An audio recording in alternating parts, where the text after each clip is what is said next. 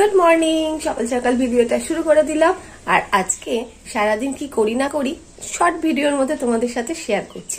আজকে আমি এখন যাব রান্নাঘরে, সোয়াবিনের কোপ্তা বানাবো।